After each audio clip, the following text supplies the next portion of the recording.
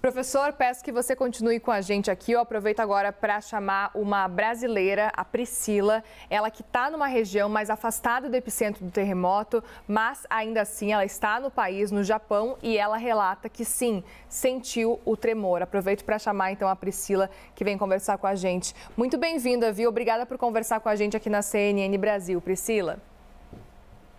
Oi, gente, boa tarde todo mundo aí no Brasil. Aqui são madrugada já. Pois é, Priscila, gostaria de te ouvir o teu relato, mas antes de mais nada, quero saber de onde que você fala, de qual cidade que você fala e como é que foi a sua experiência, então, sentindo os tremores. Eu moro na cidade de Tóquio, né, que fica na outra ponta do Japão, Ishikawa, que é onde foi o epicentro, fica nesse lado, no lado oeste, e Tóquio fica pra cá. Então, no momento, eu tava me preparando para sair de casa para fazer, né, as coisas que a gente faz no Ano Novo aqui, tá? Muita gente vai em templos no Ano Novo aqui no Japão para começar o ano fazendo orações e coisas do tipo, tanto que muitos vídeos do momento do terremoto são de japoneses nos templos, né? Então, no momento que eu tava me preparando para sair de casa, era umas 4:30 da tarde por aí, começou a tremer. Só que aqui não tremeu tanto, então a gente percebeu mais por causa das coisas que começaram a tremer, né? E pra gente que tá sentindo o terremoto, a primeira sensação que dá é uma zonzeira, assim, você fica meio confuso. Aí quando você vê as coisas mexendo, você percebe que é um terremoto.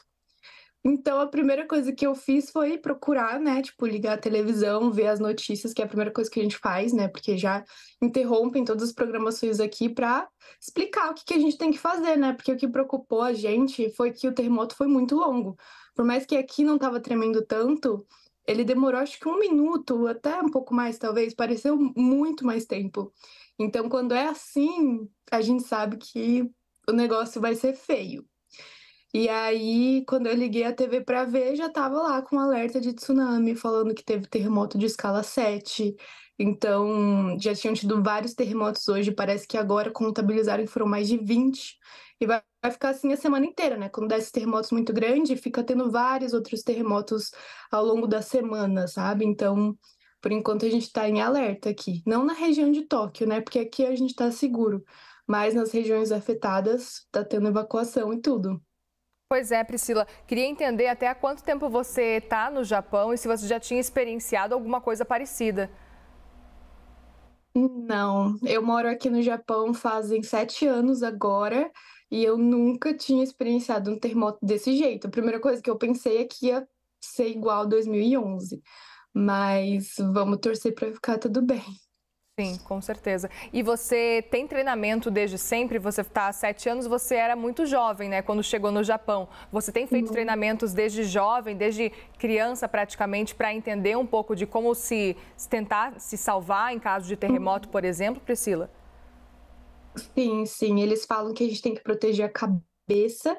Então, se você tá dentro de casa, a primeira coisa que você tem que fazer é entrar embaixo de uma mesa ou coisa do tipo, porque parece que as duas maiores perigos do terremoto é desabamento e, nessa época do ano, muito incêndio, né, que acaba dando por causa da eletricidade, muita gente usando ar quente, então acaba dando incêndios também. Então, a primeira coisa que eles falam pra gente fazer é proteger a cabeça, entrar debaixo de alguma mesa, alguma coisa assim, e se tiver um perigo muito grande, sair de casa.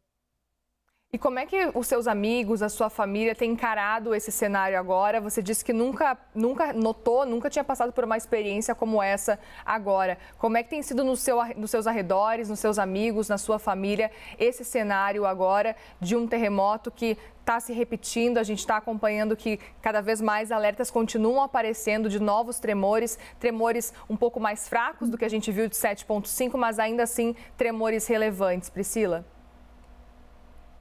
Tá todo mundo bem assustado, sem saber assim o que vai ser. Todo mundo tá prestando muita atenção nas notícias também que estão sendo atualizadas o tempo todo, que é o que a gente pode fazer agora, né?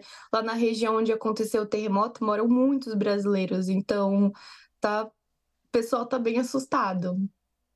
E quando você sentiu que podia ser um terremoto, você identificou na hora que o que estava acontecendo era um tremor de terra ou você chegou a ter dificuldade de entender o que estava acontecendo no momento? Assim, queria que você relatasse esse ponto para a gente. Não, na hora eu já percebi, porque a gente aprende a entender quando é um terremoto, né? Então, é, é muito rápido para você perceber, né? No primeiro segundo você sente umas ondas, você já fala, ah, é um terremoto. E aí você vê as coisas mexendo, as cortinas, assim, começa a mexer, e aí você percebe bem rápido.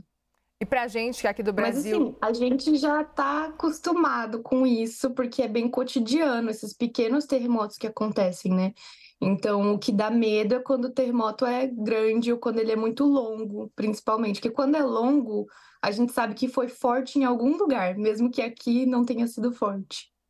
e logo depois do terremoto tem essa preocupação também que acaba aparecendo junto com ele quando vem um terremoto muito forte, que é também a questão do tsunami, né? Como é que vocês têm encarado esse fato? A gente está falando de tsunami de ondas que podem chegar a até 3 metros, pelo menos por enquanto. Uhum. Tsunami é uma coisa que é um pouco raro de acontecer. Inclusive, essa semana eu estava comentando sobre isso com uns amigos e, de repente, alerta de tsunami, né? Então, é a minha primeira vez lidando com um alerta desses aqui, eu nunca tinha lidado assim. Então, é um pouco assustador. É um pouco difícil de saber como proceder, sabe? Mas assim, é mais na região oeste, lá onde deu, né? Nas outras costas do Japão, não tá com esse alerta. E na regiões mais centrais de cidade, Tóquio, por exemplo, não chega a acontecer o tsunami, né? Mas a gente fica preocupado pelas outras pessoas que estão em área perigosa. Porém, tipo, o governo aqui sabe lidar com essas coisas, então parece que já evacuaram grande parte das pessoas e, por enquanto, tá tudo sob controle. Priscila, a gente aqui no Brasil tem uma realidade diferente quando a gente fala de terremotos, enfim, e inclusive nossas casas não são preparadas para terremoto. A gente sabe que as casas de quem mora no Japão têm uma estrutura, são mais preparadas para isso. Apesar disso, elas não impedem que a pessoa sinta realmente tudo tremer, né? Como você está relatando para a gente. Queria que você contasse um pouco da estrutura das casas, se a sua casa também é preparada para esse tipo de cenário. Aqui tem bastante casas mais antigas, inclusive parece que existe até uma lei que depois de um certo período de tempo, não sei se são 40 anos, você tem que demolir sua casa e fazer de novo, por causa do tanto de terremoto que tem, né, para manter a estrutura segura. E a casa que eu moro, ela é meio nova, então por isso também que eu não sinto tanto. Quanto mais nova é a casa, melhor, mais preparada é a estrutura, e você acaba não sentindo tantos tremores, né? Você percebe realmente quando você vê as coisas mexendo e mexe muito pouco ainda. Então, acho que por isso dá uma sensação de segurança também. Mas existem casas mais antigas, acontecem desabamentos, principalmente em casas que são muito velhas. A maioria das casas aqui são feitas de madeira também, eles quase nunca fazem construções que são de tijolo, né? Tem de concreto, mas tijolo, assim, é difícil fazer porque é uma estrutura mais difícil ainda de você fazer ela ser segura. Então, a maioria das casas também são de madeira. E Priscila, quanto tempo antes você recebeu o alerta já informando que podia acontecer um terremoto? Na hora a gente já recebe. Na hora que começa a dar, o celular começa a apitar um alerta, assim, que todo mundo leva susto, porque começa um grito, assim, do celular, e aí você já percebe o que tá vindo. E já aparece lá todos os alertas, se o terremoto tá sendo forte, se vai ter algum tsunami, se precisa fugir ou não. E, por exemplo, mesmo você que está num local mais afastado do epicentro desse terremoto, você ainda assim, você acompanha aqui na TV, por exemplo, programação muda, tudo isso agora fica em torno do terremoto que aconteceu mais nessa região ali, dessa parte da costa oeste do Japão. Vocês ficam só acompanhando, então, esse cenário, o país inteiro? Sim, sim, fica acompanhando. Inclusive, quando deu o alerta, colocaram um bloco bem grande na televisão escrito corra, tipo, fuja, porque eles estavam falando na TV, né? Não fica na frente da TV. Quem tá na região de Ishikawa, né, sai de casa, vai para um lugar seguro. Tem os locais, né, que as pessoas podem ir, cada cidade tem o seu local que você vai. E você fica seguro lá. Geralmente são escolas. Então, eles inclusive estavam falando isso na TV, para o pessoal sair da frente da TV e ir para um lugar seguro. Momento de se proteger, né? Priscila, muitíssimo obrigada, viu, Sim. mais uma vez, por conversar Obrigada, com a gente.